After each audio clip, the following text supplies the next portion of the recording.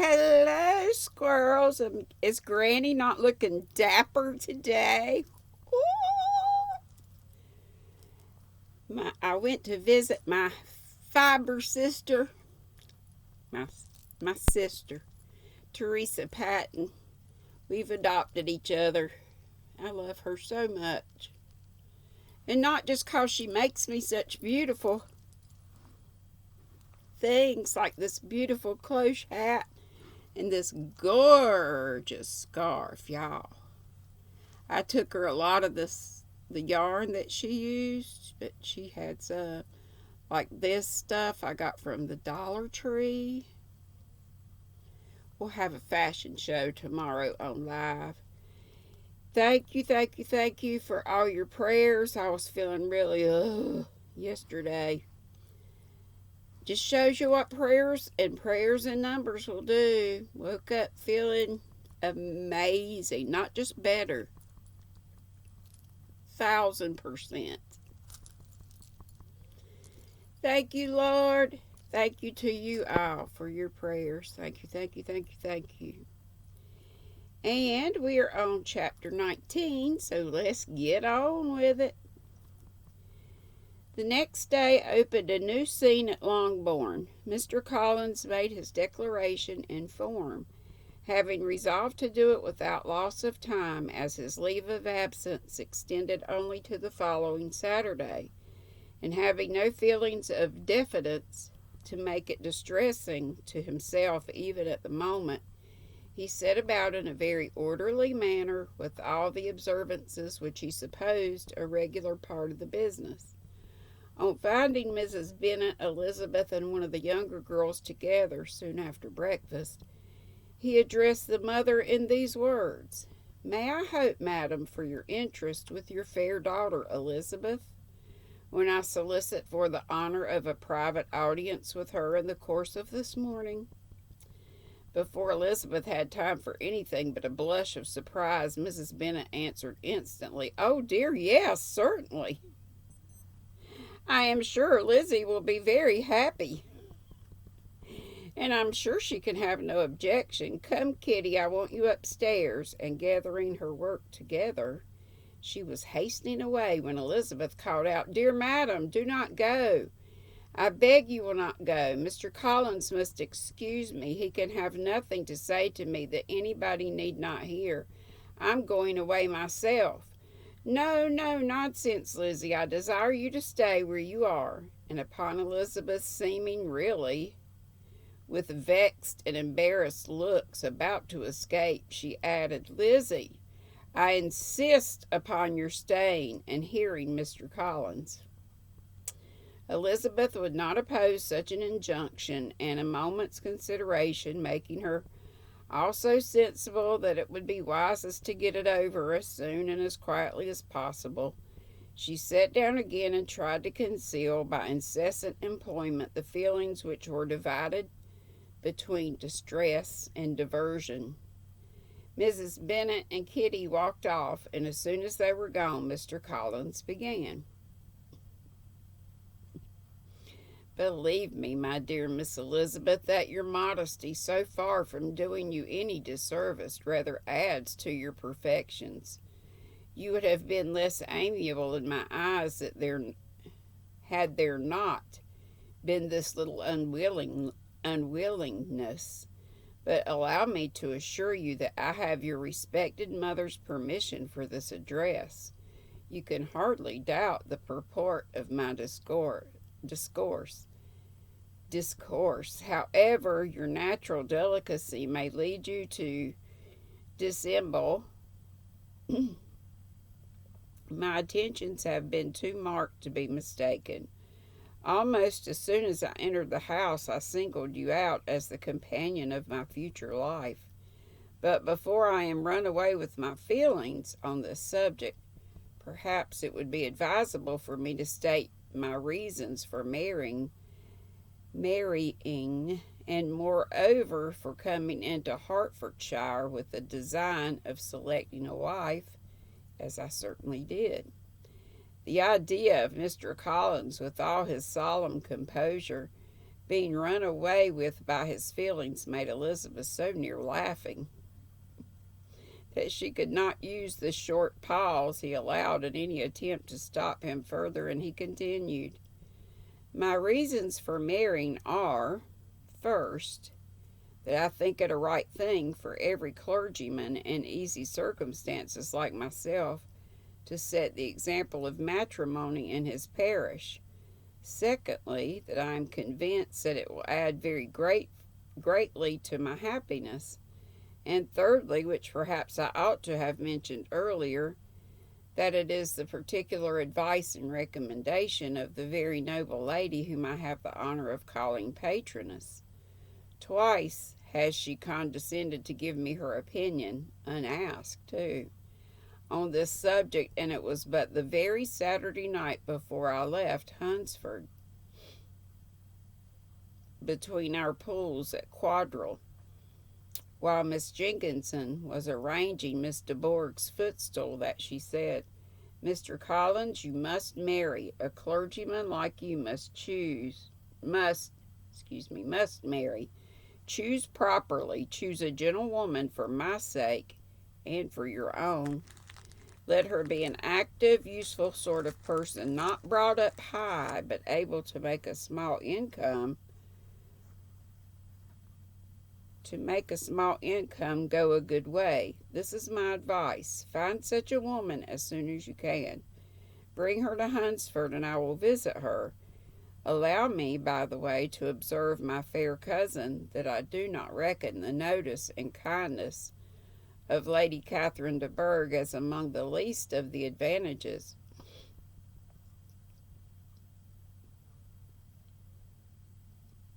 in my power to offer. You will find her manners beyond anything I can describe, and your wit and vivacity, I think, must be acceptable to her, especially when tempered with the silence and respect which her rank will inevitably excite. Thus much for general intention in favor of matrimony. It remains to be told why my views were directed towards Longbourn instead of my own neighborhood, where I can assure you there are many amiable young women.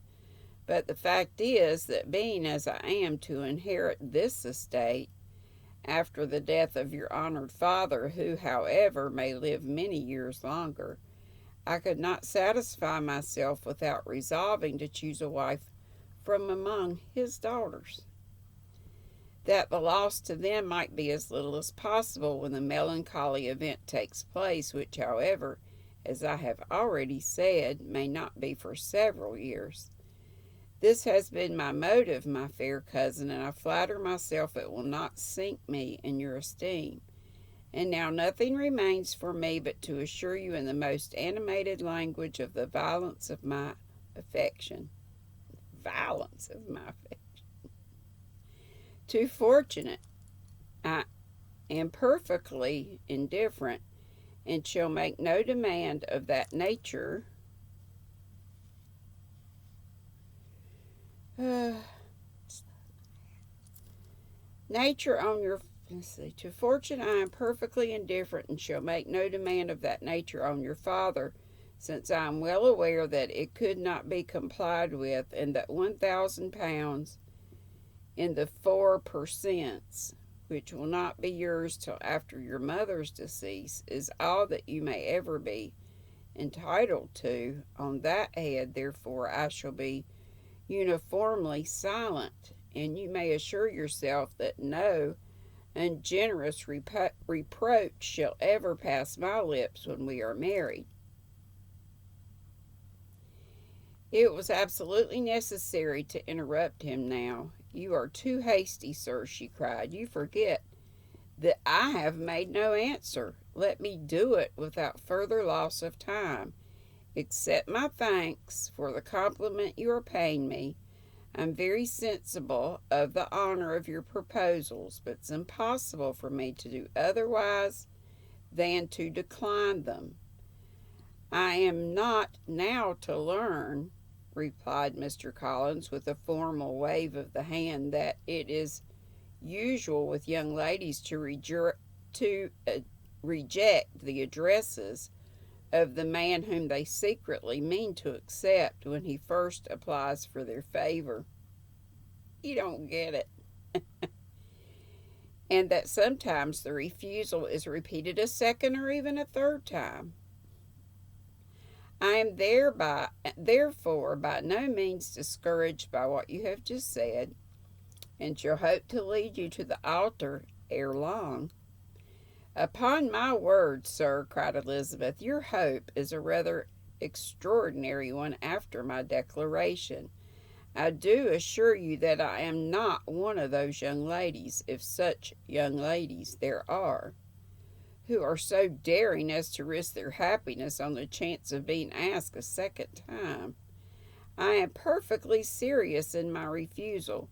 You could not make me happy, and I am convinced that I am the last woman in the world who could make you so.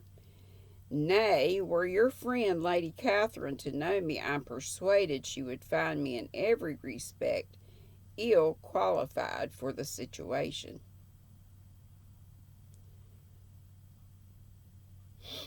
Were it certain that Lady Catherine would think so, said Mr. Collins very gravely, but I cannot imagine that her ladyship would at all disapprove of you, and you may be certain when I have the honour of seeing her again I shall speak in the very highest terms of your modesty, economy, and other amiable qualification. Indeed, Mr. Collins, all praise of me will be unnecessary. You must give me leave to judge for myself, and pay me the compliment of believing what I say. I wish you very happy and very rich, and by refusing your hand do all in my power to prevent you being otherwise. In making me the offer, you must have satisfied the delicacy of your feelings with regard to my family, and may take possession of Longbourn estate whenever it falls, without any self-reproach. This matter may be considered, therefore, as finally settled. And rising as she spoke, she would have quitted the room had Mr. Collins not thus addressed her. When I do myself the honour of speaking to you next on the subject, I shall hope to receive a more favourable answer than you have now given me, though I am far from accusing you of cruelty at present, because I know it to be the established custom of your sex to reject a man on the first application. He keeps saying this. And perhaps you have even now said as much to encourage my suit as would be consistent with the true delicacy of the female character. Really, Mr. Collins, cried Elizabeth with some warmth. Oops, I say it right. You puzzle me exceedingly. If what I have hitherto said can appear to you now in the form of encouragement, I know not how to express my refusal in such a way as to convince you of its being one. You must give me leave to flatter myself, my dear cousin, that your refusal of my addresses is merely words, of course. My reasons for believing it are briefly these. It does not appear to me that my hand is unworthy your acceptance, or that the establishment I can offer would be any other than highly desirable. My situation in life, my connections with the family of de Bourgh, and my relationship to your own are circumstances highly in my favor, and you should take it into further consideration that in spite of your manifold attractions, it is by no means certain that another offer of marriage may ever be made you. Your portion is unhappily so small that it will in all likelihood undo the effects of your loveliness and amiable qualifications. As I must therefore conclude that you are not serious in your rejection of me, I shall choose to attribute it to your wish of increasing my love by suspense, according to the usual practice of elegant females. I do assure you, sir, that I have no pretensions whatever to that kind of elegance which consists in tormenting a respectable man. I would rather be paid the compliment of being believed sincere. I thank you again and again for the honor you have done me in your proposal, but to accept them is absolutely impossible. My feelings in every respect forbid it. Can I speak plainer? Do not consider me now as an elegant female intending to plague you, but as a rational creature speaking the truth from her heart. You are uniformly charming, cried he, with an air of awkward gallantry, and I am persuaded that when sanctioned by the express authority of both your excellent parents, any proposal will not fail of being accepted. To such perseverance in wilful self-deception Elizabeth would make no reply, and immediately and in silence withdrew, determined, if he persisted in considering her repeated refusals as flattering encouragement, to apply to her father, whose negative might be uttered in such a manner as to be decisive, and whose behavior at least could not be mistaken for the affectionate and coquetry of I don't know if I said that right, of an elegant female. I tell you what, something else. Get it, man, she ain't interested. Okay, that's it for chapter 19, and since we're almost at 17 minutes, I'll stop there. Hope to see you on Sharon's Zoom today. 1:30 Eastern. Today's Thursday. She comes on Thursdays, Fridays, next week, Tuesday. Every week it's Tuesday, Thursday, Friday, 1:30 Eastern. Sharon's Crochet Corner. While you're there, if you don't know what Zoom is, check out one of her videos. I know a lot of people have given Zoom a bad rap lately. Honestly, we have a great time. Come and see. You know, every once in a while somebody will start to speak at the same time, but then one of the two will stop and let the other person go. We have a great time. Great time, great time. And I'm not saying all Zooms are like that, but every Zoom I've ever been in in Sharon's from Sharon's Crochet Corner and others as well have been just nothing but lots of fun. You can go in, stay as long as you want to, as little as you want to. You can show yourself or not. You don't have to turn on the video to show yourself, but you can leave your mic on if you want to and speak, or you can just be a fly on the wall and look and listen. But we'd love to see you for those who are comfortable with that. And thank you so much once again for all the many, many prayers that I got from so many of the Squirrel Squad and maybe some others too. But I hope you all are members of the Squirrel Squad, just meaning you're subscribed to my channel. Okay, love you lots. Be sweet. Don't be ugly. I know you won't. Or nothing but sweet. And today's Thursday, so the Zoom thing, and I'll be live at 5 tomorrow, Friday, and that's Eastern. And also Saturday, every week I'm live Monday, Wednesday, Friday, 5 Eastern, and on Saturday and Sunday 2 hours earlier, 3. So that maybe the across the pond people who are, a lot of them at least 5 hours ahead of us, and some are more than that ahead of us in times, to try to make it so that they can come too.